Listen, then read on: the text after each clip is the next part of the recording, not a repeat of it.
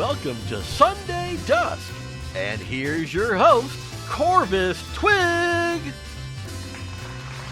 Hello, everybody! Oh, thank you so much. Oh, thank you you so much. Oh, so glad to see you all here. Oh, thank you. Yes, it's me, Corvus. Woohoo! Yes, Sunday Dusk. We are here, and wow, thanks. Y'all just too kind. I can't handle this much applause. It's so much. Ow! Thanks for the peanut. Yeah. Okay. All right, Rodney, cut the music. All right. Well, welcome everybody. It is Sunday Dusk. It is out. Okay. Yeah, I got tits working again. That doesn't mean y'all need to abuse it and start throwing things at me immediately. Ow. Okay. Kind of does. Kind of does. Oh, it's so good to see. Ow. Why are there so many coming in all at once? All right. So, folks, it's Sunday. Stop it. It's Sunday. It's middle of June. The very middlest of June. And I hope you're all having a wonderful and happy Pride Month, or happy that you're graduating, or happy that you are a father. Today's Father's Day. If you're a dad, congratulations. Good job being a dad. We're so happy to have all ya dads doing your dad stuff today. A lot of people went golfing today. It was a nice day for golfing. Oh, nice, beautiful weather. So lots of dads celebrating Father's Day by getting away from their family and hitting a little white ball and swearing at it because that game's brutal. I never understood golf. They're like, okay, we're gonna play a game where we have to hit this ball into a hole. And then we'll like have a set standard for how many times you're supposed to hit the ball to get it in the hole. And then you do that for each hole, and then there's a total for all the holes on the course, and we're gonna call that par for the course. So par for the course is the number of hits you're supposed to have when you're playing the full course. And then they're like, all right, where should we set this number? And they're like, how about at a level where 99% of people who ever play the game will never ever reach because it's too goddamn hard? Why you gotta be like that, golf? Just add one to it. Add one more. And then all of us people who suck at games would feel better. Yeah. Fuck golf. Unless it's mini golf. Mini golf is awesome. Everyone loves mini golf. I want to see the PGA do a mini golf tour. I want to see them going to Pirates Cove, and I want to see like all the best golfers in the world playing mini golf. That's what I want to see. That would be so much better than watching them play on these big giant wastes of water that they call golf courses. That would be so much better. Yeah, I want to see masterful putters in the world, best putters in the world playing mini golf. That'd be so much better. So much better. Anyway, we're gonna move on to the news. We all love some news. Oh, am I a little bit in the way? Put that twig up there. Let me scoot down a little bit. All right. What a week of news it's been. Now, we ain't talking about all the normal news. We talk about the stories that they ain't here on the lamestream media. Yes, we talk about. So, a California family had a little bit of a find when they were going through the estate of a passed loved one. And it ended up being a scenario that, I think that could actually come up in Dungeons and Dragons. In Dungeons and Dragons, there's a whole issue where it's just like, you keep track of your money, but you don't really keep track of the money. It's just like, oh, I have 3,000 gold. And it's just like, wait, so are you carrying a pouch of 3,000 gold pieces? Well, a similar thing happened to when they were cleaning out the house, and they found over $10,000 worth of pennies in their grandparents' house. Boxes and bags full of pennies. And you think about it, it's just like, that'd be a good thing in a dungeon to be like, hey, you found this dungeon's hoard of a dragon, and it's a copper dragon. The copper really likes copper pieces, so they have, like, 50,000 gold worth of copper in there, but you gotta figure out how to get it from the dragon's den, because that takes up a lot of space. That's a lot of pennies. It's like, what do you do with that? It's like, yeah, I suppose you could just take it on a bank trip and just bring all those bucks. I mean, yeah, with how much that's worth, yeah, just take it to a bank. They'll convert it into a more reasonable thing. But yeah, it could just the pain in the butt, the logistics of having to deal with that many pennies. And I tell you, that's heavy. That is heavy stuff. I've carried a box of coins once for a job, and that is not light. So all these bags of pennies here is gonna weigh many pounds. So many pounds.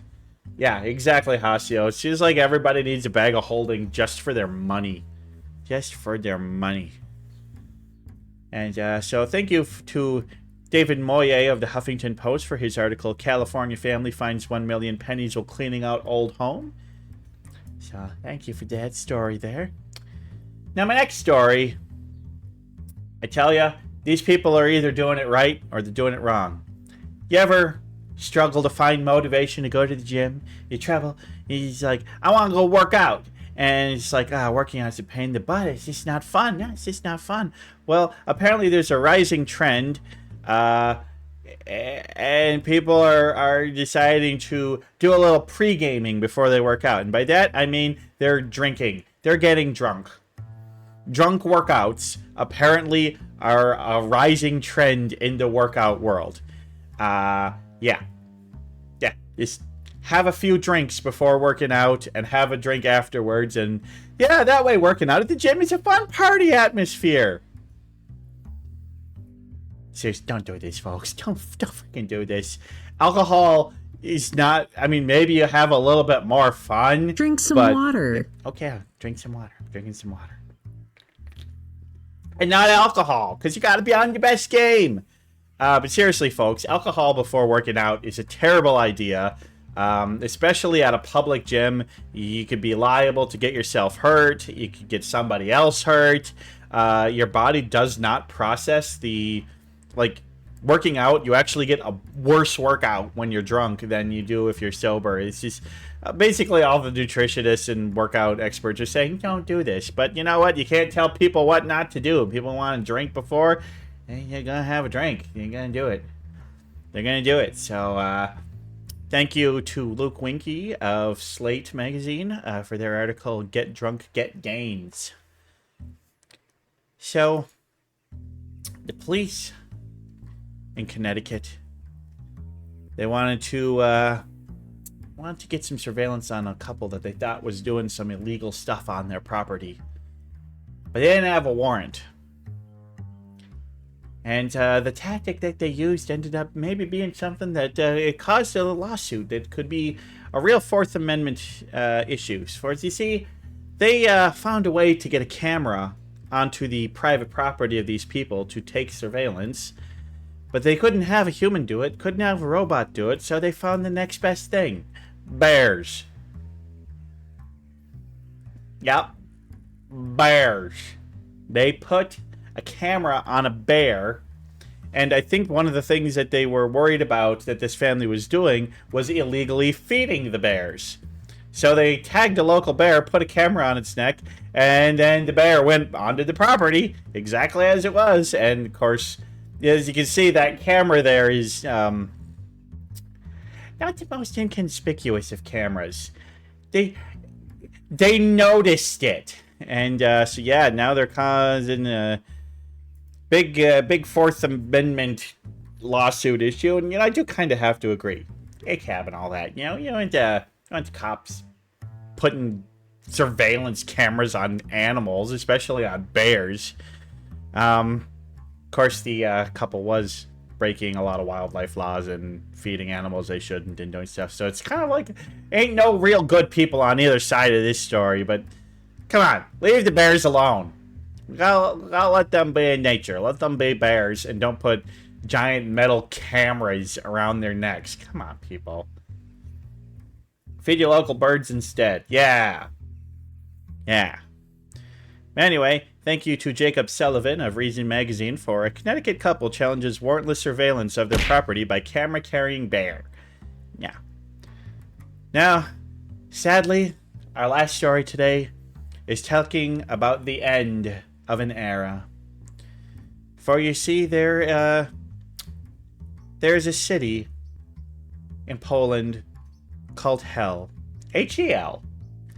And there was a shuttle that drove people to this town, and it was on bus 666. But due to complaints, unfortunately, it will no longer be in service. Bus 666 will no longer be in service. Instead, they are now changing it to bus line number 669. Well, nice. It's not as nice. So yeah, unfortunately, due to the protest of Christian conservatives in Poland, they've decided to change it, and there's no longer bus 666. But in other brighter news, Iron Maiden's private plane that they fly around on tour is still Flight 666, and ain't nobody gonna stop that. But yeah, I just think it's funny that there actually ever was a bus number 666 to Hell. I've been to Poland. Poland's a nice country. Spent mostly my time in a city called Łódź, which is spelled L-O-D-Z. Yeah, L-O-D-Z, pronounced Łódź. I mean, it's a slightly different alphabet, so it's different. But Krakow was a wonderful city. Love that city. Poland's a nice country, fun to visit. Would recommend. Ow! So, that's all we've got for the news today. Thanks for the coca. Ow! Okay, ow! Maybe you hide behind my desk. Stop! Get behind my desk. Stop it. Get behind me. There, now you can't hit me. Now you can't. Ow! God damn it. Okay. Bentai, I think when you, are doing it. Oh god, here comes Uski! Here comes Oso! Oh god, I'm just kidding. No! Rodney! Giant Rodney! This is Giant Rodney. Oh my god, this is just it's too much. Welcome, Uski. How is the Tomb Raider? I don't need to ask you how the Tomb Raider was. I was watching Usu before she was playing. She was playing Tomb Raider and running into Baba Yaga. So yeah, check out Usu. She's great, and Usu will be ow. Okay, well now we've summoned Rodney, so I guess where is Rodney?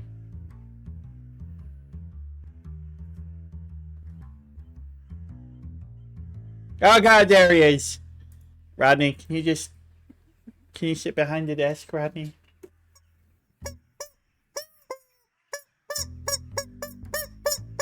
Oh yeah, I do have a guest coming on. Thanks for reminding me. Okay, so okay, Rodney, you sit behind that. Oh, thanks for the follow, Shadow Slay. Okay, so I do have a guest coming on. They are a wonderful friend. They know our friend Kyoko. Those two are like best friends. They are a librarian. They are super cute. And they have a assistant possum.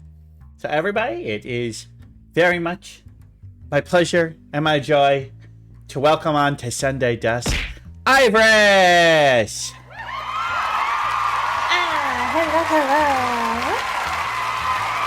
Oh, the crowd loves ya. They love ya. Thank you.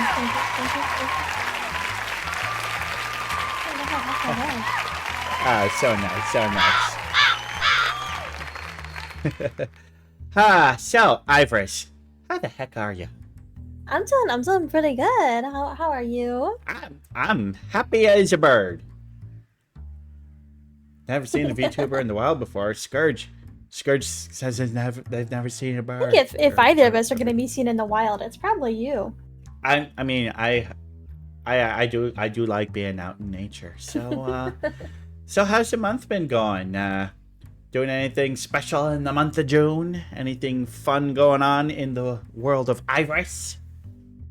Well, my Pride Month has been going pretty good. It's been a lot of fun. I do have a really cool charity stream that is coming up that I've been preparing for, and I'm very excited. So Fantastic, yes. that's taken up a lot of my time. Yeah. What charity are you going to be raising money for? Gamers Outreach. It helps give video games and consoles to kids that are in hospitals for lab work and things where they can't really leave the hospital. It gives them something to do and lets them connect with their friends. Very nice. That sounds like a great charity. And I see you got a couple little pride pins there on your lapel. Yes, Yeah. yes. I've got I have two of my flags on me, and the third one it does not have a button for some reason. But I do have my non-binary flag and my bisexual flag as well, and then my little pronouns down there. Yes. It's lovely. So very much. I mean, that's one of the things I love the most about the VTuber community is how many wonderful LGBTQA plus people that I've met. It's so many awesome people, and Oh yes, Eyevris is one of them. Yeah. that is one thing that I am very grateful for. Since starting stream is finding and connecting with people who are similar to me in regards of identity. It's very very cool. Mm-hmm. I think it's just part of the whole VTubing thing of it. It's a system that lets you be who you want to be. You know? Mhm. It's like, I'm a crow. I want to be a crow. And, yeah. I like it. I like it. As Dreyfix says, it's hella gay in VTubing. It is. It is. We'll love it. Well, but aside from that, I've got a few more questions that I want to ask you about. Oh, we're going to get down deep and personal Ooh, with Eyevris now, because it's time for the 21 questions with Corvus Twig. I'm ready. Hit me with it. Are you ready? Well, the first one's a real simple one. It's about you as a VTuber. What is your primary goal as a streamer? Why are you doing it? I think my big goal is honestly to just make people happy. I mean, I want to be able to be someone's favorite streamer out there and help make them smile a little bit every time I stream. I think if I can just cheer one person up every time I stream, then I'm doing something right. I'm doing the good thing. That's what I really want to do. Well, I have a feeling that you're succeeding pretty well at that goal. I can always succeed more. You can always succeed more, but yeah, I mean, and also thank you, Jen Koviak, for the follow. But yeah, I totally kind of agree with that. It's just like, have fun and yeah, just do something for the people. And it's the whole thing about entertaining is just like if you're making, even if a few people are genuinely entertained and it's only a few people, it's such a good feeling. Absolutely. Call you Jenko if it's easier for you. Okay, I will. Is he a dark-eyed Jenko? It's a type of bird. Actually, it's Junko, but it's close enough. All right, so if you could collaborate with any streamer, who would it be? And what would you play or do outside of playing a game or something? Ooh. Does this include people that I've streamed with before, or does it have to be someone brand new? I would say let's pick somebody that you've never been able to stream with before that you've always thought, I think they would be really fun to stream with. Ooh, okay. I mean, because obviously your answer would be Corvus Twig, but you're already on here, so.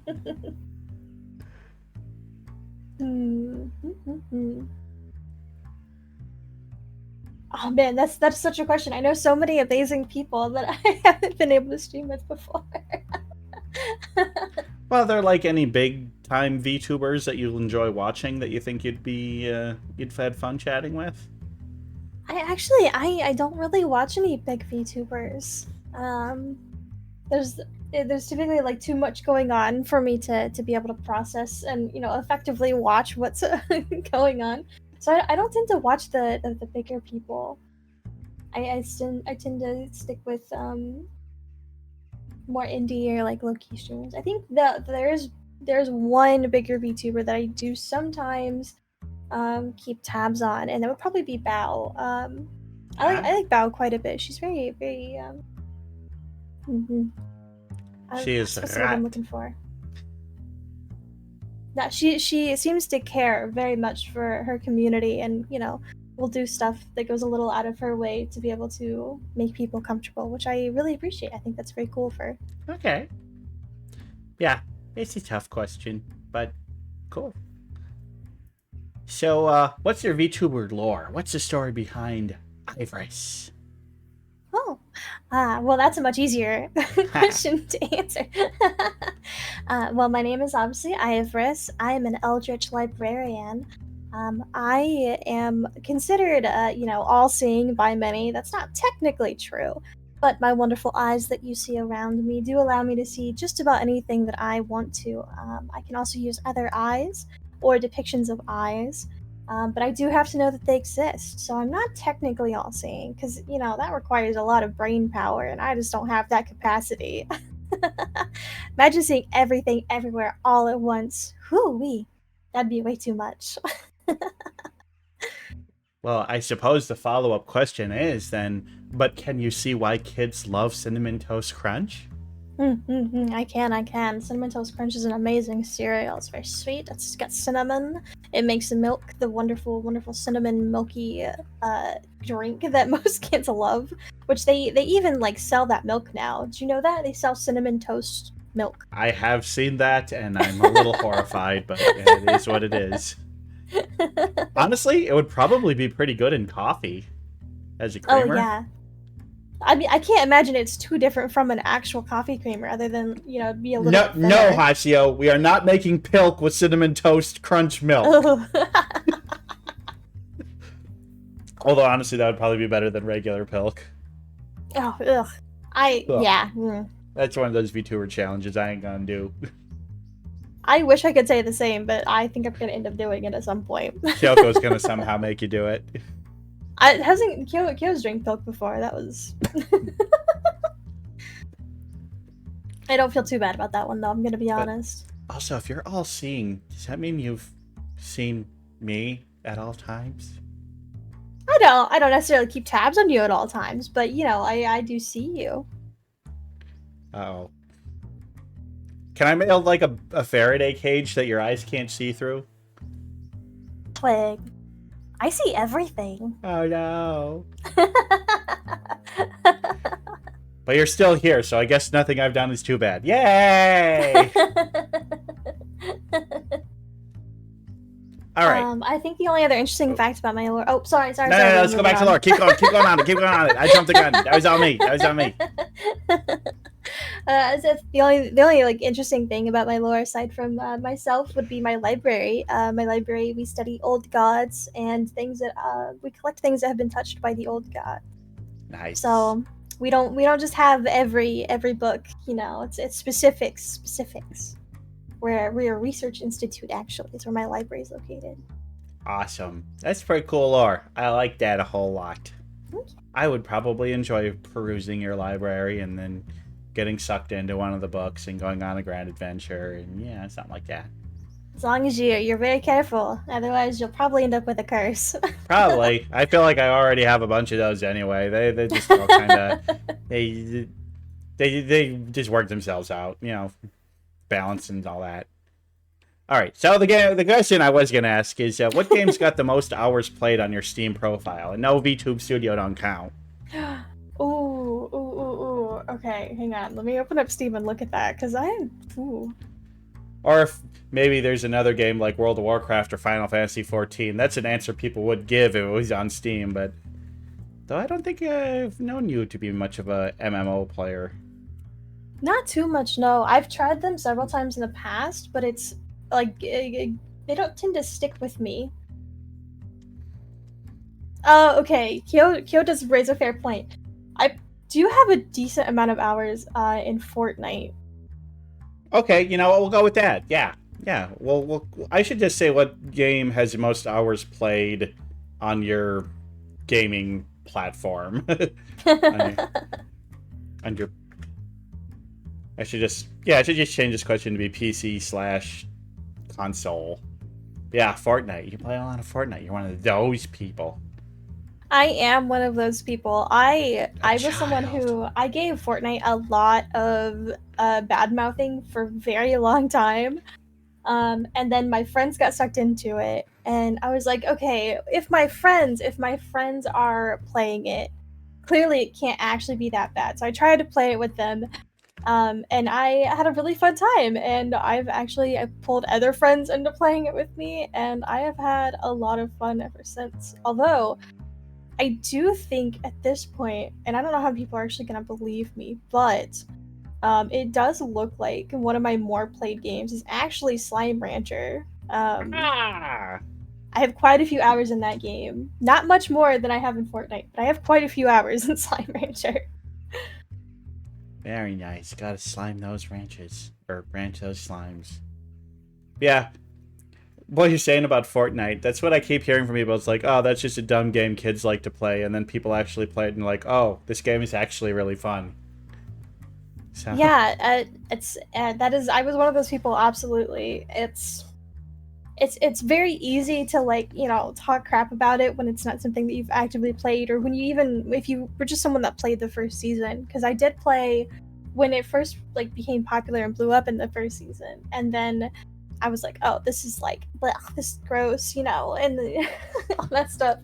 But they've completely changed it, and a lot of their target audience isn't even kids anymore. It's people my age, maybe a little younger than me, but it's very, very cool, very fun game. That's awesome. Yeah, maybe I should give it a try sometime. I mean, it's free, so it's I should Exactly. There's no harm in trying no it. harm in trying it. Yeah, and then I get sucked in, and suddenly I'm gonna be the Fortnite crow, and it's like competitive first-person shooters. Though I'm not good at them. I'm not good at them. See, you don't have to be good at them because Fortnite does actually sort you into lobbies of people with similar skill. So I'll dominate for the first 5 days, and then it'll put me with people on my own thing, and then I'll start losing all the time. I remember that happened. I tried hopping into when the Halo finally got released for the PC. I'm like, hey, I'll jump in. Like the first few matches, I was just crushing everybody. And it's like, all right, we're seating you somewhere else. And then I couldn't do a thing. Yeah. But yeah, such is online competition. Yeah. I mean, I understand. Like, it's fun to be able to dominate for a little bit, but eventually you gotta be people with your own skill. That's where it gets real hard. You want to play against people who are around the same skill level, because you don't want to get dominated, but dominating others ain't fun either. Mm-hmm. Yeah. Anyway, we're on to the most important question of the night. What's your favorite bird? Oh, my favorite bird. Ooh, okay. So I am biased. It's not you, Rodney. Sorry, Rodney. I'm sorry. I'm a little biased. I grew up with a parrot, and I loved this parrot so much. What kind of parrot? He was a double yellow-headed Amazon.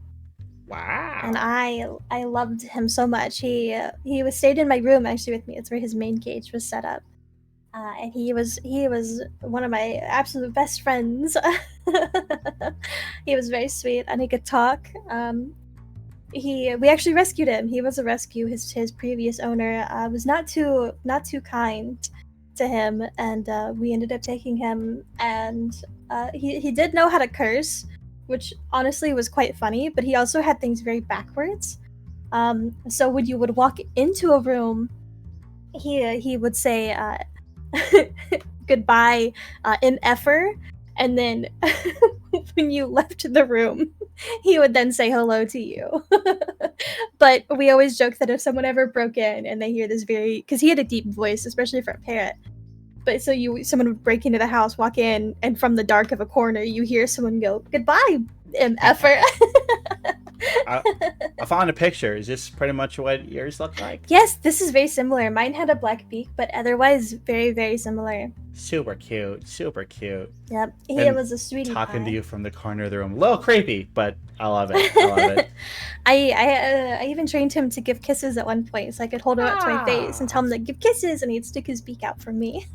Would he make a little sound when he did it? Yep, he would try to click with his That's tongue, and so he'd stick his cute. beak up. That's so cute. I love it. I'm He'd let grinning. me kiss I'm him grinning. right on his little beak. He was very sweet. I trusted him that close to my face, so we were very well bonded.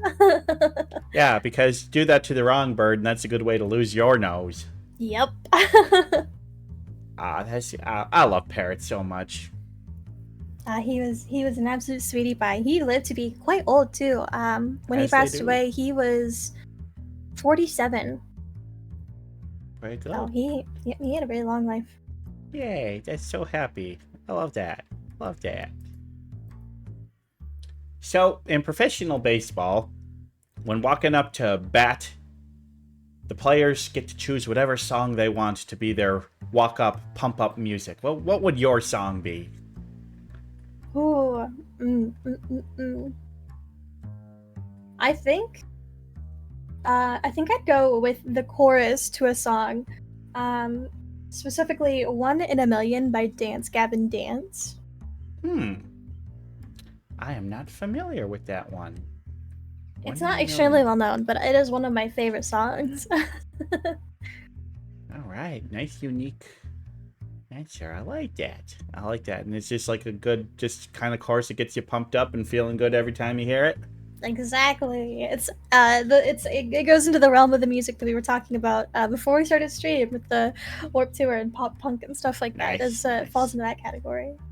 Sweet. All right, so what's a location that you'd really love to visit? Oh. Okay, so this is a very generic answer. But honestly, Paris, because I love the Eiffel Tower for some reason. It was much more apparent when I was a teenager, but I collected stuff that had the Eiffel Tower on it. So when you walked into my room, it was very, very clear that I enjoyed the Eiffel Tower. And even now, downstairs in my living room, I have a big map framed up that is of the Paris streets. Cool. I don't really have any particular reason either. I just really love the design of the Eiffel Tower. I think it's a really cool structure, and I just want to see it. Now, if you were in Paris, would you head down into the catacombs? Absolutely. Well, only with a guide, obviously. Oh, I would never. You only go on the guided tours area. Yeah. You don't want to stray off the mapped path on that one. That's that's a good way to never come back out. Mm-hmm. But yeah, I would absolutely love to see the catacombs too. I think that's so much like very rich history, and I do love learning about history. Yeah, I mean, a lot of people say that Paris can be a disappointing city to visit, but I think if you're trying to do like the big romantic stuff like that, it's just like, yeah, there can be some disappointment, but I feel like it can be a great city if you have an interest in history and you go to the right places and you talk to the right people. And the food, come on, the food's got to be great. That and the museums. Oh, they have so many museums. So many museums. It's like, yeah, I think people who find Paris boring probably just are like, oh, we'll go see the Mona Lisa and the Eiffel Tower, and then that's all they plan. Yeah, they go for the wrong reasons. You gotta go because you love what the city has to offer, not what the city could be. Mm-hmm. I think Paris just gets very romanticized. Mm-hmm. But I mean, see, that's where I get lucky. I'm aromantic, so it don't matter to me. there you go. There you go. Yeah, I mean, the Eiffel Tower is really an interesting structure. It's just like, I wonder when they're gonna finish it. It's so unique. It's well, technically, I know Vegas has a replica, but it does. I've seen it. I've seen the replica in Vegas. I've been to that one, but I don't know. I just don't think there's a way that you can really encapsulate the original. Yeah, I mean, it's a one of a kind. So, what was your best subject in school? Oh, okay. I'm gonna have 3 different answers because it changed over the years. Ha.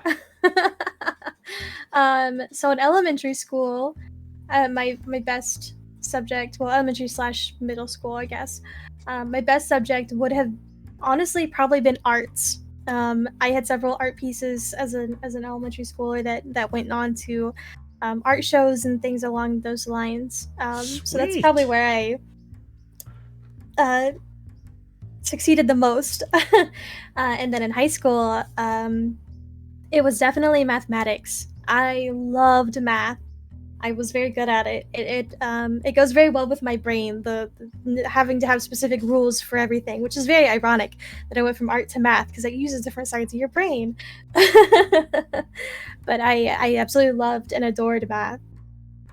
And then in college, I didn't switch gears as much, but sciences. I loved taking general chemistry when I was in college, which a lot of it had to do with my professor, but the professors are such make or break for me sometimes. You know, they can make a class so fun or just absolute trash. Ain't And I that loved the my truth? professor, and I fell in love with the sciences. Any particular field of science that you really liked, or? I don't, not really. It's more of I just generally love science. Science is pretty great. Yeah. But I mean, math and science are both, very much your kind of left brain things, and real science has a lot of math. Yes, it does. Well, even now, technically, what I said is a little isn't true anymore. But the whole like art and math and science not being all together, because now they actually have what do they call it? They've started up a new acronym that includes art into the normal STEM. Yeah. STEAM. That's what they call it Yeah, now. STEAM. It's not STEAM. It's STEM. It's STEAM. Oh man, I keep. Well, It and used to be STEM. a lot of artists use a lot of math in their artworks. They understand geometry and do all And sorts physics. of crazy things, and yeah, There's and a lot of physics in art. Yeah. So I mean, they're not as they're not as different as people think. Mm-hmm. Well, and I always say that like the absolute best combination of art and science is baking. Oh, that's very true. Yes. Because you think about it, you got to understand the temperatures and the chemistry and all that kind of stuff to get it to come out right. But then you use the artistic bend to make it tasty and pretty, and so it's like, yeah, they're intertwined. All of education is intertwined, and every subject is useful for everybody in some way. Mm-hmm. We're big education stands here. Well, you're a librarian. Education is kind of your whole thing. Education is very important to me, and as a librarian, I need to know quite a few subjects. People are supposed to be able to ask me questions about many things, and I'm supposed to have many answers. You know things. Yes, I know things. Eyevris, a handy person to have around if you need to know things. All right. So, well, I guess this is another good question for you. What's a book that you really love and may have special meaning for you? Oh, I love this question. I have a book that is very, very close to my heart. It is called The Mysterious Benedict Society, and although it is a young adult book, I would do nothing but sing its praises. I adore it. Even as an adult, I've gone back and read it, and I still love it. I love the way that it's written. I love everything that it stands for, because although they did make a movie adaptation of it, I'm not quite a fan of the movie adaptation, which often happens between books and movies. But the book itself, the big core message, it talks a lot about children with autism and ADHD and all these other mental illnesses that children often struggle with, and it makes them feel different and excluded and outsiders.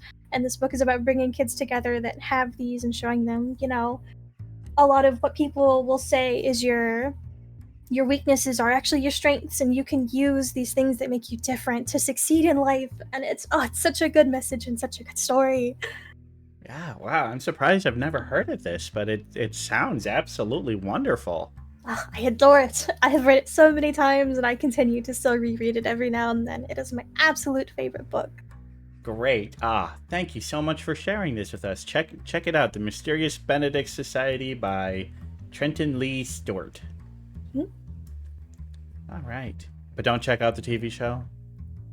The movies aren't bad, but they movies. do lose some of the core character development that allowed children to identify with the characters that, the book doesn't ever say like, oh, this character has autism, but it's very clearly written as though the character does, and it lets children be able to connect with that. And the movie doesn't translate that very well, in my opinion. And that was Okay. one of the core things of the book that made the book really good.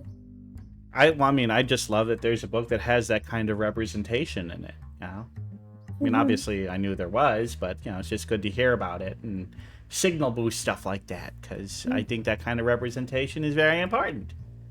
Absolutely is. Yeah. So, if you could be instantly talented at any skill, what would it be? Ooh. And I'm talking like you have both a natural talent and the equivalent of putting your 10,000 hours in. You're just suddenly super good. Honestly, I would probably say technology. I have a little bit better understanding of technology than maybe an average person does, but with the way that the world has started to change and leaned a little more into knowing technology and utilizing it in day-to-day life, it would be nice to have more of a grasp on it and understand it better to be able to continue to advance with society and learn how these things, operate, especially since I am using them in my day-to-day life. Mm-hmm. So do you mean more like in the terms of being able to design and build a piece of hardware, or more like understanding software and coding and being able to use technology to do interesting things in cyberspace, or kind of a combination of both? Really a combination of the two. I often find that, if you find someone who knows the software, they could also probably put together a PC for you, and vice versa. It's not always the case, obviously, but often, those two things go hand in hand for people. And what do you think of the Apple goggles? Oh, God. I'm not a fan of those, especially at that price range. Oh, my Oh goodness. my god, it's just like, for that price, you could get literally a top of the line high-end gaming PC and an Index. Yep. I'm not a fan of the Apple goggles. I think they are ridiculous. Yeah. I don't think it's gonna... Oh, thanks for the follow. It's me, Maya. So many wonderful people coming in today for the first time. I just wanted to take a moment to thank all the first-time viewers who are watching and enjoying Sunday Dusk. Show wouldn't be possible without you. Also wouldn't be possible without Eyevris. Rodney, I'm pretty sure I could do this without you. No, Rodney. Yeah, I'm just kidding, Rodney. I love you. All right, so what's the first job you ever had? Ooh, my first job was as a retail worker. I worked in the clothing industry, and oh my goodness gracious, am I glad I don't have to do that again. Yeah, that sounds like hell. Man, working as someone in retail gives you a whole new perspective on people. I have never been treated worse than when I worked in retail. Oh my, that was very rough. People are not kind. No, they are not. But I bet you're real good at folding shirts now. I am. I'm a pro at folding clothes now. Yeah. I know you have more in the back. Yeah, there was, oh man, one of the horror stories that I have from working in retail was this older lady came up to me, and oftentimes people were allowed to ask help for finding clothing for certain events because I was expected to know all of the clothing that was in my section. And so she came up to me and she said, "My daughter's having a wedding and I need a nice dress to wear." And I was like, "All right, well, we have these brands. I'll show you where they're at and we'll see what we can find you." And I went over and I was helping her, and she starts talking to me about how she's not excited for the wedding, and I was like, "Oh no, I'm sorry to hear that." And she continues to go off and be like, "Well, she's my daughter's marrying another woman and I'm just not happy about it." And at that point I just kind of had to stop and put what I was doing down, and I was like, "I'm so sorry, ma'am, but I'm gonna find you another associate to work with." And I had to radio someone else to come over, And she started getting very upset with me because she, the buttons clicked for her and she figured out that I was not exactly straight because I a very feminine presenting person. And that was a whole mess. And it was atrocious. It was, oh. And you'd wish that they, your employer would give you the power and the leeway to say, ma'am, I'm sorry, we don't accept that kind of viewpoints here. We're going to have to ask you to leave, as we can deny service to anyone we want, We have the right to refuse service, and if you're going to denigrate an entire group of people, including the person you're working with, then we don't want your business. Unfortunately, it was a very large corporation that I worked for, so I would have gotten in a lot of trouble. It sucks. You deserved better than that. But it was an experience, but the person who came up and helped her after that had my back in the situation, so that was very nice. That's good. Okay? It's good when at least your coworkers helped you out. Gotta stick together. Solidarity. Exactly. All right. So, what's your favorite beverage? And I don't mean like what's something you just have for your everyday. It's like maybe it's a special occasion. You can have whatever drink you want. Your favorite treat as a beverage. So, there is the certain restaurants have these vending machines, and I believe a lot of AMC theaters also do. But they're these big Coke machines that allow you to pick different things all from the same machine. I don't remember what they're called. The Freestyle. They're called the Coca-Cola Freestyle. Love me a Freestyle. The Freestyle machines. The Freestyle machines have a very specific Coke. It is Coca-Cola Raspberry. It has been discontinued and is no longer available in anything other than this Freestyle machine. They technically have another raspberry, but it has some adjective in front of it that they sell in glass bottles. It's not the same. It is not the same drink. It's not the same raspberry. It's different. There's something different about it because I've tried that and it's not the same. Very disappointed. But this raspberry, a lot of people will like that also I've had try it, tell me that my favorite raspberry drink, it tastes like bubble gum or something like that. I don't think so, but I see where they're coming from with it. But it is my favorite drink. Bubble gum? Yeah, I see where they're coming from. I don't taste it personally, but it is a very sweet drink compared to many other pops or sodas. I know some people don't call it pop. I'm from the Midwest, so I say pop. I say pop. I've started saying soda more just to try to be a broader audience thing, but it's pop. It's pop. Yeah, can of pop. I didn't realize that was such a difference for people until I visited Vegas. And I was in a Chipotle, and I was like, oh yeah, and a medium pop. And the guy looked at me really weird. And he's like, a what? I was like, a medium pop? And he just stared at me. He's like, do you mean a soda? I was like, it's pop, but yeah. A sody pop. Well, we got Krokov redeemed from Cream Soda Gal. I imagine what Cream Soda Gal's favorite beverage might be. I do love a good cream soda. Yeah. Whether it's pop or soda, it's better than those people from the South that just refer to everything as Coke. Oh, I can't do that. I'll have a Coke. Which kind? Sprite? Drink some water. Well, That's Lucia so wants us to drink some weird. water. I did just drink water, so it was very fitting. Good timing. Tasty water. I have a Guava Sao Paulo LaCroix. It's tasty. I've only recently gotten to be able to drink sparkling water like that. Or carbonated water. I don't know if there's a difference. I've kind of switched those to try and stop drinking pop because it's a lot healthier for you. Even the artificial sweetened ones are still not great. Yeah. I didn't like those carbonated waters because they taste very bitter to me. Like extremely bitter. And so I've kind of had to like force myself into liking them. Now I can drink them and I'm fine. But man, for like about a month or two, I was like, these are so bitter. How does anyone drink these?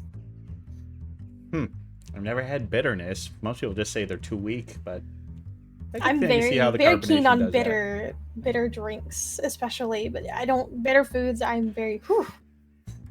Give me my bitter coffee. Nope, I can't do bitter coffee either. I make coffee like it's a dessert. I'm just gonna take a sip of my coffee here. Yeah, my coffee is definitely a lighter color than that. All right, well, what's the biggest thing that you geek out about? Possums. Possums! Possums. In fact, today, that was such an easy answer because literally today I spent about 30 minutes ranting about possums. I mean, I they're love super possums. I'm only gonna say this because I see it in chat. But no, the other possum, the North American marsupial possum. Possum with an O is the North American marsupial. Possum without the O is an entirely different animal, actually. Yeah. These possums, love them. Yeah, I actually have one lives under my front stoop. Oh, how adorable. Ah, he's so cute.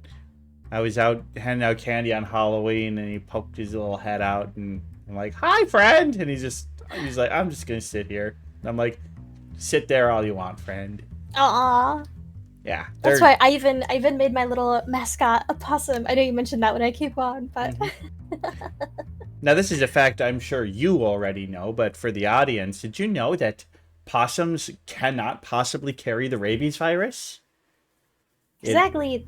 Their body temperature is too low, and the virus cannot survive inside of them. So despite the wrongful reputation they have for being rabid animals, you cannot get rabies from a possum. Right. They also very rarely bite. They are all bark and no bite. They will often hiss at you, and they seem like they are incredibly mean. But the actual recordings of possum bites are very, very minimal. Yeah, they're little sweeties. Like they say it's like if you need to remove one from a place, it's just like, yeah, they're gonna open their mouths and bare their teeth, but just hold them by the scruff of their neck and carry them gently away, and then they'll be fine.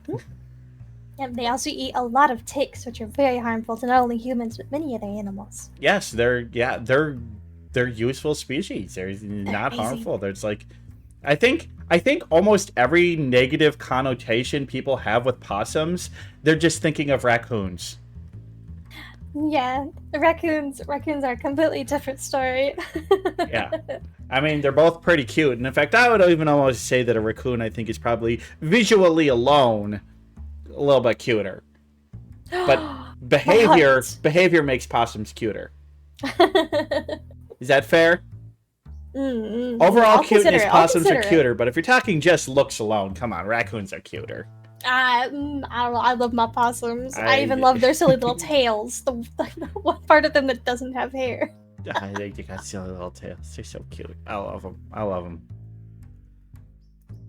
So, what's your favorite holiday, and how do you celebrate? Halloween. I love Halloween. It is absolutely my favorite. That is the correct answer.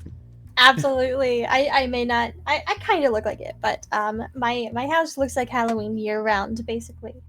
many of my home furnishings are just entirely black. Lots of skulls, lots of Halloween themed decor all over the place.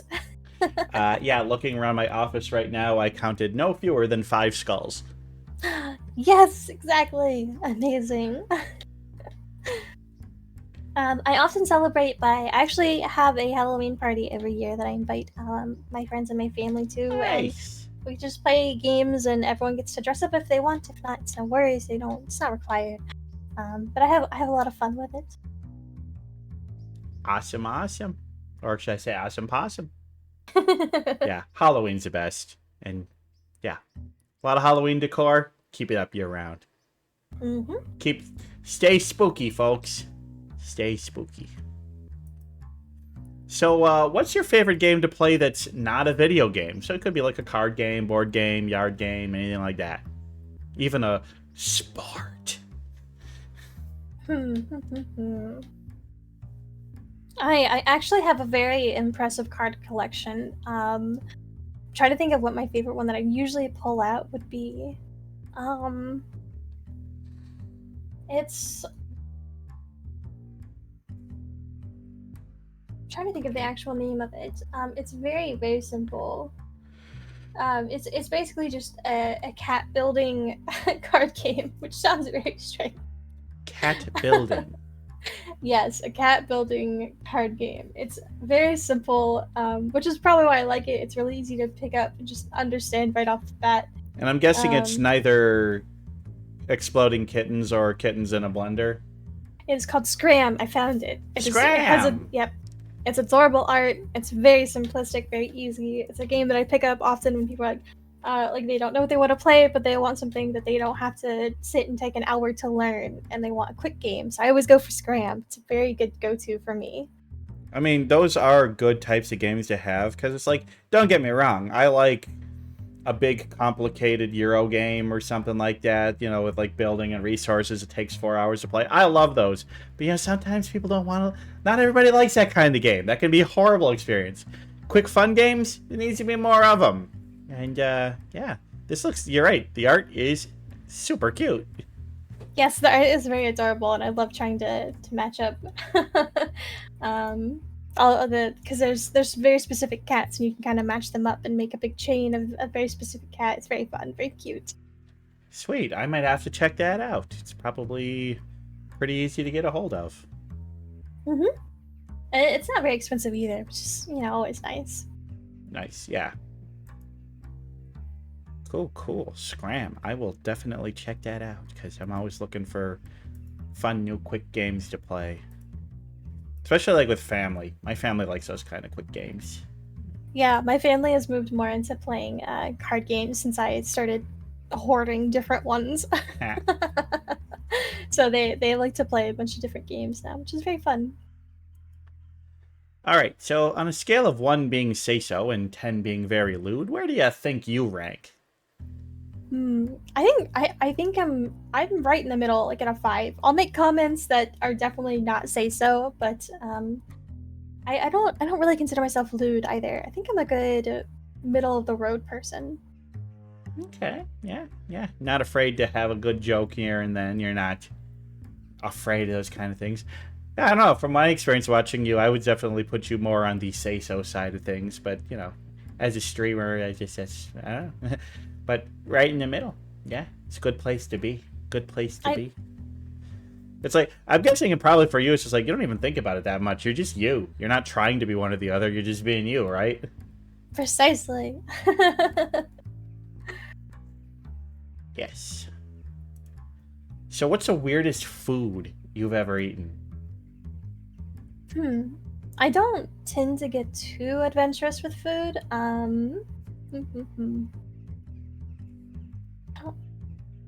I had any food that I would consider weird? Oh, I certainly have.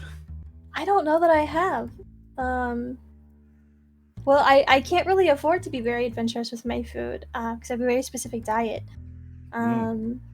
Which I can use that to kind of answer this question, I suppose, to give something to talk about. I am vegetarian, fun fact. So a lot of things that people would consider weird foods typically are like different meat products that you normally wouldn't eat on a daily basis. Like some people are like, oh, shark, or, you know, things like that. Kangaroo. Yeah. So I don't really have those answers.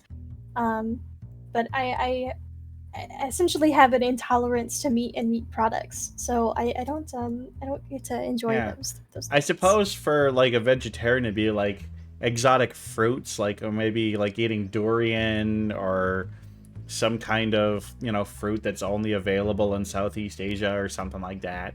See, and I don't even like fruit. I don't tend to enjoy fruit very much. It has too much of a strange texture for me. I don't enjoy it very much. Even watermelon, in fact, I am a big watermelon hater. I love the flavor, the consistency of it, though. Watermelon does have kind of a weird texture. I will give you that. That Kool-Aid being pickles? said, Well, see, the thing is, I don't think Kool-Aid pickles are weird. wait a minute. Kyoko, so you're telling me, Eyevris, you have eaten Kool-Aid pickles and you don't consider that an acceptable answer for the question? I don't think they're weird. I in fact make them. I'm losing my mind here. It's a southern thing. It's a southern thing. To me, they aren't weird. I'm speechless. I'm sorry. I'm just speechless. Kool-Aid. That sounds just. Oh my god. That is. Okay, you know what? I'll trust you on this one that it's not weird in certain areas of the world, but that's no, I'm going with that. That's the official. That's going in the official answer book is Kool-Aid pickles. Ugh. I love my Kool-Aid pickle. Hey, I won't yuck your yum, but wow. Okay. So, what's something that you really wish you understood? I know, it's a tough question. It is a very tough question. I think okay, I have an answer. It's a little bit sappy. It's a little sappy of an answer, but I think it's a solid answer. I did mention earlier that I am aromantic, and it's Pride Month anyways, so why not? I definitely wish that I understood romantic love a little better than I do. One of the things that I've often done, especially when I was first figuring out my identity as someone who is aromantic, was a lot of my friends that are in good relationships and love to talk about their partners and really have what seems to be a very pure romantic love for their partner. I would ask them, what does that feel like? How do you describe what that feels like to love your partner?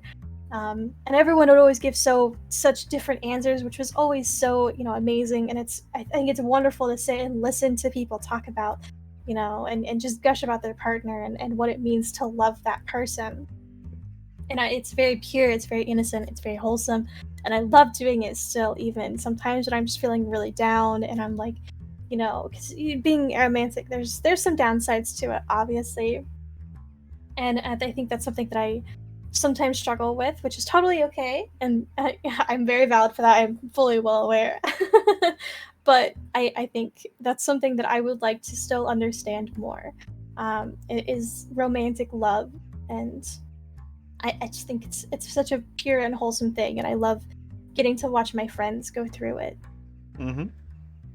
That's probably the best answer you could have possibly given. That's yeah, that's a very personal answer. I like that. Thank you for sharing that answer. Yeah. Of course. Yeah. Sometimes I don't understand it. Yeah, I don't. Emotions are always hard to understand. There's no way to say that any emotion is the same as any of your emotions. We experience them all so differently, and that's the wonderful part of being human. Well, yeah. Sentient, I guess. Yeah, but yeah, kind of like what Dre's saying in the chat. It's like romantic love is so complicated anyway. I think the people that are big romantics still don't fully understand it. I don't think it's something that can be fully understood. Yep. And I think it's mostly because of what you were just saying, and that everybody experiences it differently. Yeah, sorry. So let's move on to the next one. What's the worst scuff or technical malfunction you ever had on stream? Ooh, definitely internet issues. My nemesis. There was a time where I really struggled with streaming for maybe 2 weeks. It was 1 week or 2 weeks. But every time I hit the live button, my internet would be fine for about 5 or 10 minutes, and then suddenly it would crash and it could not recover. And we never figured out exactly what the problem was, but we did upgrade my internet package, and got with that a new modem for my internet, and thankfully that fixed it.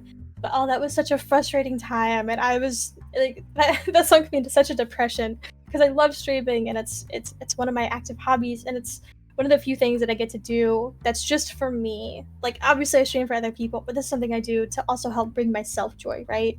This isn't something that I do because my partner, my parents, or someone pushed me into the hobby. It was a hobby that I wanted and I chose to do.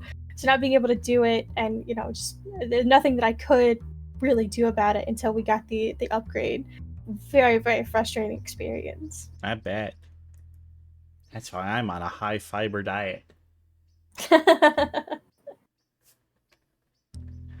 So, what are your 3 desert island movies? And Specifically, what I mean is, what do you think? That's not necessarily your favorite movies, but movies that you know you could watch over and over and over again. Ah, okay. I'm not a big movie person, but I do have a few that I do enjoy. One of them being Coraline. That is one of my favorites. I absolutely adore Coraline. It's a great movie. This is I've gotten a little bit of hatred for this answer. But Scott Pilgrim versus the World. It's it's not an ideal relationship, so a lot of people, give me a lot of hate for that, and I'm like, I'm not glorifying the relationship. I admit that it's a crummy relationship in the movie, but it's still a fun movie.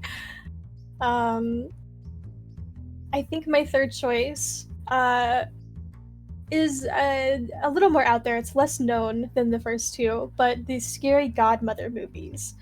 That's another, obviously, Halloween movies that used to come on the Cartoon Network a lot, and I love them. The animation is a little dorky, but I still enjoy them. Fun times, fun times. All right, I've never seen those last ones, but maybe I'll check them out. And I'm one of the people that didn't like Scott Pilgrim, but I do admit that it is a well-made, well-put-together movie. But I think from the get-go, I hated Scott. He's made to be a character to hate. Karen Culkin was really good in it. I love Karen Culkin.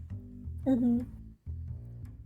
But, I love the story. I even have the games and some of the comic books. The game's pretty fun to play.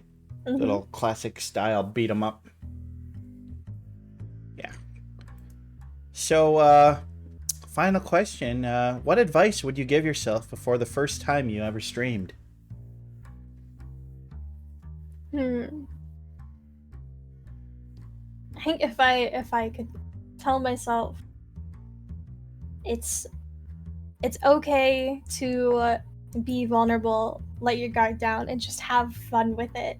Meet people and enjoy yourself. You don't always have to be so afraid of rejection and of people hurting. It's okay to just be you and find people that will love you for being you. Can't argue with that. It's true. just get out there and do it for fun. Absolutely. And do you think that's something that you've done? I like to think so, yeah. That you've gotten better at doing since you first started streaming? Absolutely. I think with especially people like Kyo, I think she can hopefully attest to some of my progress with that.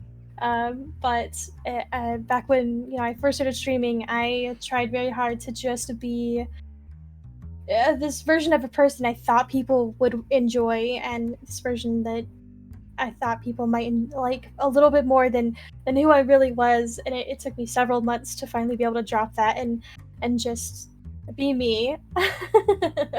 And she was a big push in that. Honestly, she was one of the first people I really let know me as a person, and not just as the streamer that I thought people would like. And it's helped my confidence immensely. And I have people that have resubbed to me for 18 months now, which is insane. And I know, right? I found people that enjoy me for who I am and who I'm becoming still. And I think I've found people that just like me and I like them, and I think that's just a magical thing on its own. Absolutely. Also, I couldn't help but throw up a great picture that Kyoko drew of the two of you. That is my favorite artwork of all of the art I have. I absolutely adore it.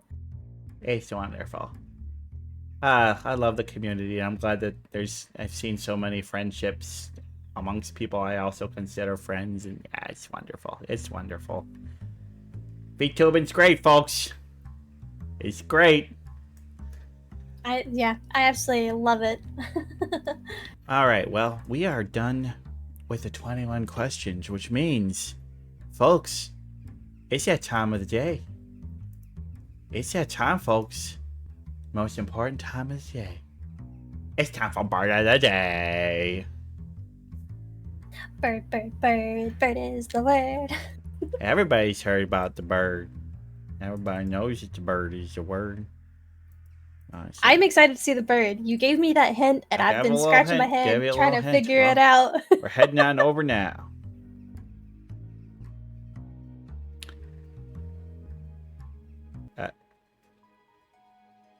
Oh, so could you actually, if you want to slide over to where I am right now, and I'm gonna go down right here. And What's that'll up, be Rodney? good. Yeah, Rodney, get off of get off of Eyevris' face. They don't want you there. Okay, so last week we did the biggest bird we would ever do. It was the ostrich. And I told Eyevris today we're gonna do the exact opposite. We're gonna do the smallest bird that we will ever do, because there are no smaller birds. Today's bird of the day is the bee hummingbird. Aww. They are the smallest of all of our small friends. Look at that tiny little feller. He's so cute. He's so cute. So little. Yeah, and those aren't, like big giant flowers. Those little tiny flowers. Little tiny flowers. Tiny little bird. Tiny little bird. How tiny? Well, their average length is only 2.12 inches long, and that is from tip of beak to tip of tail. That's small, folks. That's very small. Oh, no, the wingspan didn't come out there. But the wingspan is about 4 inches. About 4 inches. You got still pretty tiny little wings. But yeah, their weight is 0.069 to 0.092 ounces. Wow. Making it, both in terms of size, is just the smallest, lightest bird on the planet. Like, one could land on your shoulder and you might not even notice. They weigh less than a dime. Less than a dime. They're so little. They're so little. Okay, I swear I finished this PowerPoint. I wonder if I added the last bits in and it didn't save properly. God, I hope the rest of it.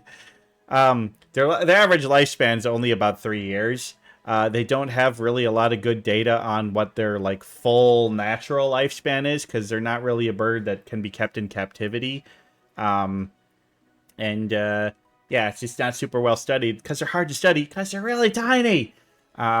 But little birds don't usually have long lifespans, and there's a lot of natural predators. But so yeah, 2 to 3 years is what they estimate the average lifespan for these little fellas is. But, if nothing gets them and they live a natural life, it usually ends up being 3 to 4 times that, based on what other birds are. But unfortunately, there's just not a lot of data available.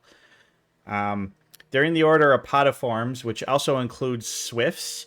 But the family Trochilidae is all hummingbirds. And where are you going to find these folks? Cuba.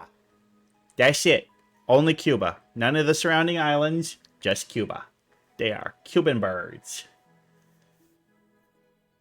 You ever been to Cuba? Probably not. Mm-mm. But yeah, there's some fun information about these guys, other than just that they're the smallest bird. But, a lot of it has to do with that size. Their nests are about as big as a quarter. It's very small. And their eggs are smaller than the size of a coffee bean.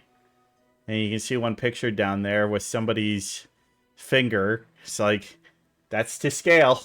That's how small their nests are. It's you wouldn't even see it on the ground. Up in the tree. It's just it's so small, you'd never be able to spot it. It's just a tiny little cup. And they use a lot of spider web and little small fibrous things to build it. I'm always amazed at how some birds build their nests. It's really impressive. Mm-hmm. My nest is just a bunch of cluttered sticks and mud, and it's not as nice as that one. It's not nice as that one. Now these little fellers, they are solitary birds. They don't form pairs. They don't live in flocks or anything. Basically, once they're fledged, they just go and live life on their own and eat their snacks, eat their treats. And during mating season, the males and the females will basically be, the males will do their little mating dance and show off their iridescent shiny feathers. The males have those bright red feathers around their heads. The females do not. And the shininess and iridescence of their feathers seems to be a pretty big thing for their breeding. It's like, that's what the ladies like. It's what they like.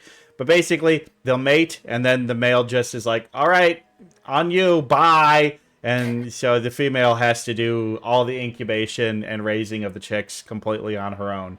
So, yeah, hummingbirds, you may be tiny and cute, but you're not getting away with being a deadbeat dad on this channel. Shame on you. SMH, lazy fathers. It's I'm lazy on Father's Day. On Father's Day. On Father's Day. My bird of the day is terrible fathers.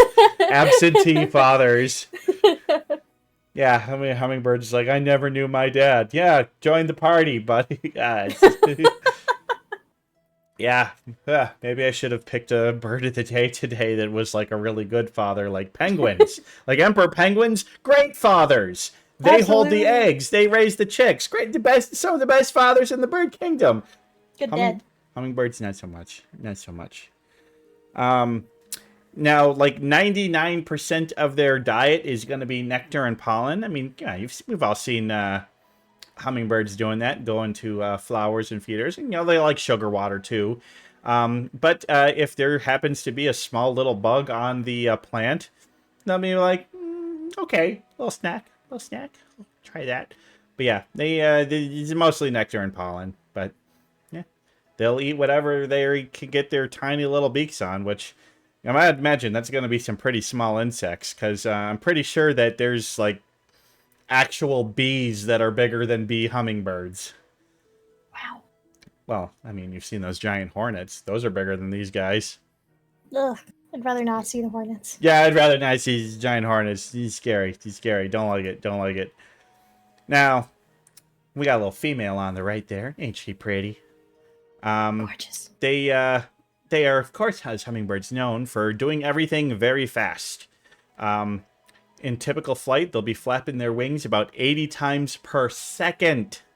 Per second! I can't even do 80 times per minute. That's crazy. And the males, while doing the mating display, sometimes they can get up to 200 times per second. It's just like, how? I don't get it.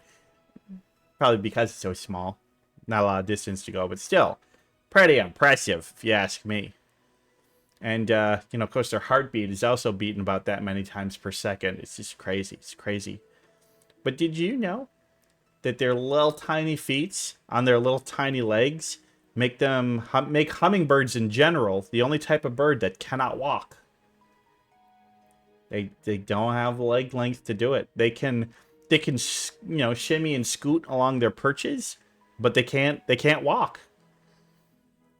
Little tiny legs. I wonder what their legs look like when you pick them up a little bit. It would be interesting to see like a hummingbird with no feathers and just see their anatomy. I'm sure those pictures are out there somewhere, but yeah. Just tiny little stumpy little legs. Just with the little feet for grabbing onto things. Yeah, it works for them. Antithesis to owl eggs. Yeah, kinda. Mm-hmm. And of course, with their wings flying so much, one of the reasons they were called the bee hummingbird is much like bees, they go to flowers a lot, but they beat their wings so many times that they do the same kind of buzzing sound that we associate with bees. So, yeah, lots of bee-like behavior. And the interesting thing is that they actually have surprisingly amounts of endurance, and they can fly for up to 20 hours straight. Of course, during those 20 hours, they're stopping at a lot of flowers to eat, in-flight meals. That's is very big for them. It's big for a lot of birds. One of the neatest things about their flight, though, is that, most birds kind of limited to a few directions. They got to keep that forward momentum going. But these little guys are true hoverers and can fly in any direction. Up, down, left, right, forwards, backwards. Whatever direction they want to go, they can go. It's pretty impressive. Of course, when you're beating your wings that many times, it's kind of a cool little unique adaptation they got. It's pretty sweet. But I thought the most interesting fact about them is that they have the highest metabolic rate of any animal in the world. The number of calories that they burn and consume compared to their body size is just... it's just astounding. Like, literally, can eat all day and not lose it or not gain a pound. I'm envious. I'm super envious. But of course, to keep that up, they do spend about 15% of their entire day eating. I do that too. I don't burn it off as much. But yeah, I mean, I guess when you're the smallest species of something in an entire taxonomical class, there's going to be some pretty interesting and unique things about you. But honestly, let's just say what we were like most about them. They're cute. They're super, super cute.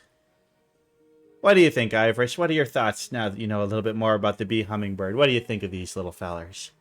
I think they're adorable. I mean, it's a shame that they're a deadbeat dad. But the males are pretty cute. I like their red feathers quite a bit. Very like attractive. Yeah. Although I figure with your halo, you're probably most interested in peacocks. You kind of got the whole peacock thing going right now. Except your eyes are real. They just have fake eyes on their feathers. There's also a lot of insects that have fake eyes on their wings. Oh yeah, moths, butterflies, especially beautiful stuff. Yeah, the bee hummingbird. I mean, come on, how can I not be a fan of this little bird? They're so cute. They're so small. Smallest bird for smallest VTuber. Are you that small, Eyevris? I'm not that small. Not that small. Yeah, that small. I'm actually trying to think of, like, in terms of, like, purely based on their lore, who the smallest VTuber I know would be. And it's just like, I don't know, like, Agelias, who's just a red-winged blackbird. He's a pretty small bird. It's gonna be one of my bird friends. Or a fairy. Oh, fairies. If you know any fairies. I do know a few fairies. I don't know how canonically large they are.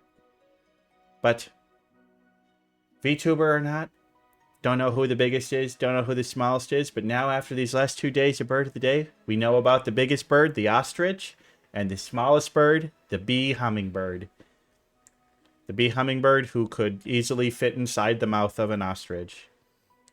Who is probably about as large as the brain of an ostrich.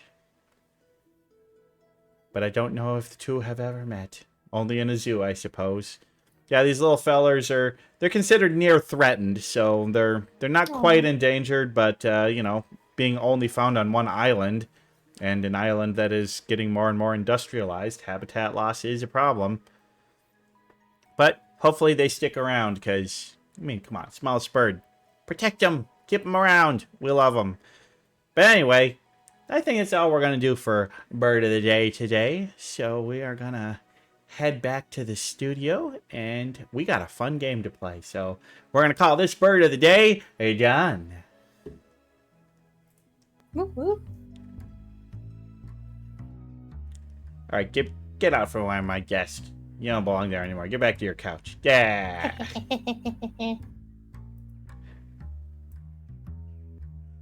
Okay, so I mentioned that we have a game to play. Oh, and this one's going to be great. So your name is Eyevris.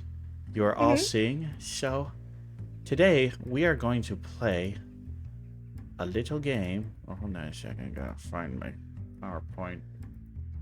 Gotta find the right PowerPoint. Hold on a second.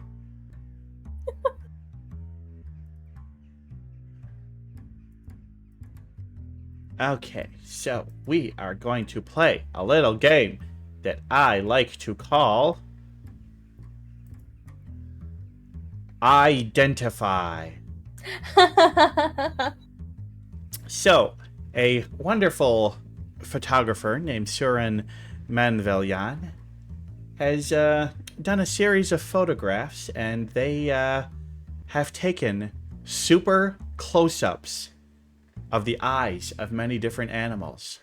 Ooh. So I am going to show you those pictures, and you are going to have to try and guess what animal are we showing here. Oh boy. See how well Eyevris knows their eyes. I think you're going to do pretty good, but there's only one way to try. Are you ready to look at the first close-up of an animal eye? Yep, let's go. Let's go. Our first one here. Look at that. We got kind of the horizontal slit. We got some hair up top, so that might be a good clue. You got to look all around, not just the eye itself, but all around the eye. What are some of your context clues? So I'm looking at the skin and the color of the eyelashes. Mm-hmm. The skin makes me think of almost a monkey, but the shape of the eye is not. Doesn't seem indicative of a monkey's eye. Nah, primates usually don't have that shape of iris. Oh, this is Oh, I do not know what it Usu thinks she knows this one. Well, throw out a guess. It's okay if it's wrong. Just yeah, many of these are gonna be wrong. one of my big rules that I do in improv whenever we have a guessing game is be confident in your wrong answers. Shout it out like you know you're right. I have to think about what has even red eyelashes. I'm gonna go. You know what? You've mentioned it a few times. I'm gonna go with ostrich because I know some ostriches have skin that is a resemblance of this. An ostrich. Well, the correct answer is a horse. Oh. This is a horse eye. You can kind of see it now, right?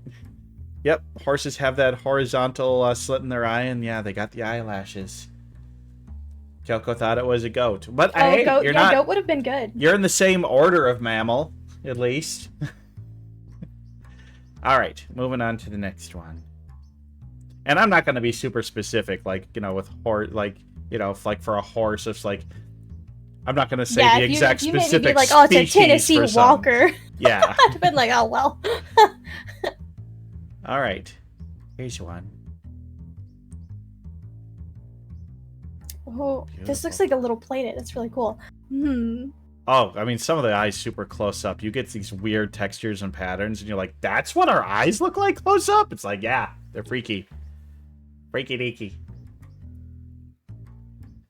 Why are they so hard? I never said this game was going to be easy, Kyoko. I'm not trying to make Eyevris look dumb here. It's a legitimately difficult quiz. I wouldn't expect anybody to do well on it. I'm gonna say human. You're gonna say human. Well, you are about 98.7% correct. Ah, there's the monkey. Not monkey. Oh, great ape. That actually says chimpanzee. Well, chimpanzees are a great ape. Yes, a chimpanzee. So yeah, very close. Turns out chimps have very similar eyes to a human. Which is really not surprising when you think about it. Alright, well, this one is clearly not a mammal. Crab. A crab? Alright. That's a really good guess. You are so super close! Oh. But it's a lobster. Ah. They do have very, very similar eyes. That was a great guess. That was a great guess. Yeah, that's so weird. It's just like those eyes, it's just like every one of those little bumps is at a photoreceptor. It's just like, what does the world look like to a lobster? Insane. Yeah. All right, next one. Oh, look at that. What the heck? That's a freaky deaky looking eye. That is a very freaky one. So I see fur. You do see fur. Yeah. It's like one strand of fur, but there is a strand of fur.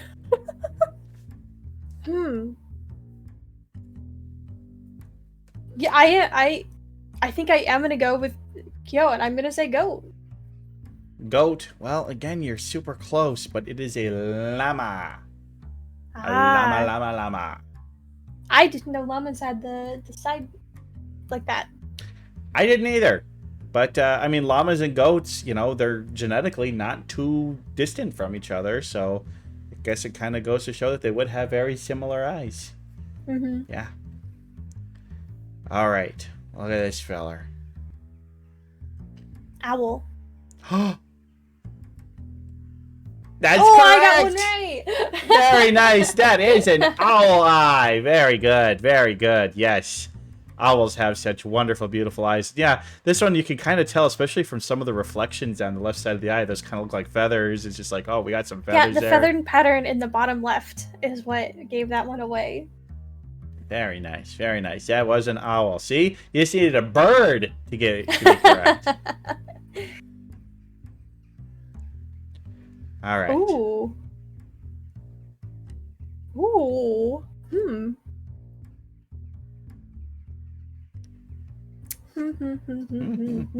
I gotta think about animals. Or maybe this is just some sort of giant chasm to hell. I don't know.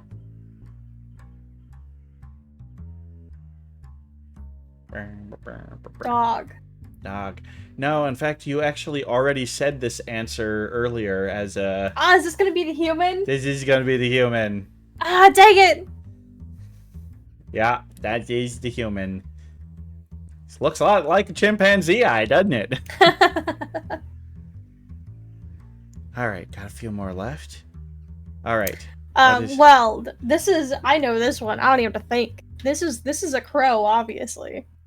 This absolutely is a crow. This is definitely 100% a crow's eye. Specifically, this is Kyoko's eye.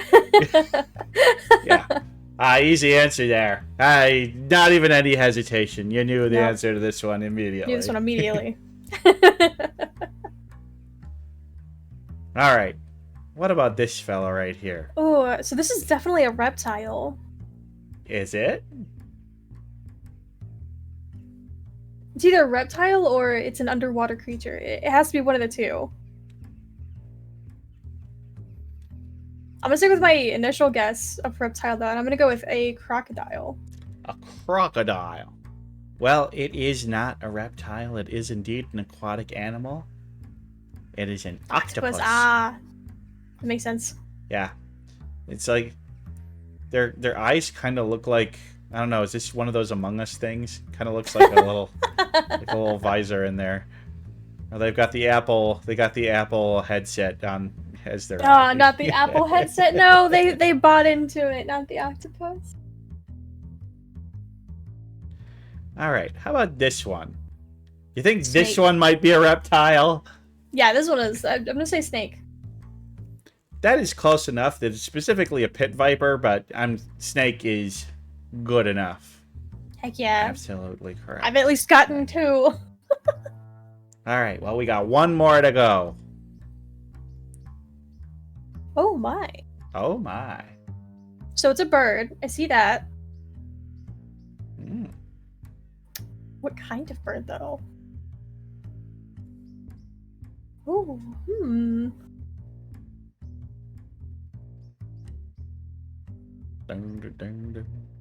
I'm racking my brain. Usu thinks she knows this one. Damn nature, you freaky. Yeah. Eyes are weird close up. I'm gonna go with... It's gonna be a strange guess. And I'm probably only saying it because it was brought up once. But the green feather, and along with the darker feathers, I'm gonna go with peacock. Peacock. No, I'm sorry. It is not a peacock. It is a bird, but it is a macaw. This is a macaw eye. So parrot, yeah. Green wing macaw. Yeah, good job, Usu. You knew that one. Hasio, yeah. It's a parrot, but Usu being more specific. There we go. So, well, let's give Eyevris a hand. She got 3 of them right, and I think they did very well on this one. So. That was very cool. I really like that. Seemed like a very good fitting game for Eyevris to play. So, everyone, thanks so much for watching Sunday Dusk today. Now, normally it'd be the time that we're saying, well, folks, we gotta head out for the night, but we are not done for the night. No.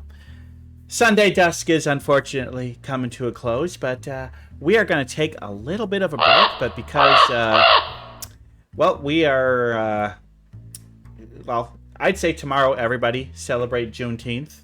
It's a very important day in American history, the freeing of the slaves, but because of that, you know, many workplaces have decided to close their offices, mine included, so I'm going to stay up a little bit late tonight, and we're going to play some Pummel Party afterwards. So we're going to be joined by Kyoko, Uski, Bentai, and Dreyfrig. And Eyevris, you're of course welcome to stick around for a little while. I know that you can't quite stay late, but we're going to end the stream, but don't go anywhere because I'm going to start the stream back up because I want Sunday Dusk separate as a separate VOD. That's how I want to do it. So anyway, we're going to call Sunday Dusk done. Eyevris, I want to give you one more opportunity. If there's anything else you'd like to plug, anyone, anything, any shows you're doing, anything special. I mean, you got your charity stream coming up. What day is that? That is next Saturday on the 24th. Next Saturday, the 24th. So definitely go check out Eyevris for that. Anything else you want to talk about or plug before we get out of here? Not that I can think of, but I do want to say, Twig, thank you so much for having me on. I had an absolute blast. Oh, well, thank you so much. You are a wonderful guest. I'm so happy to have you on. So thank you so much. So let's give Eyevris a round of applause here. And well, we're gonna call this done. So we are going to see you all later. Have yourself a wonderful evening. And this is Sunday Dusk out and about.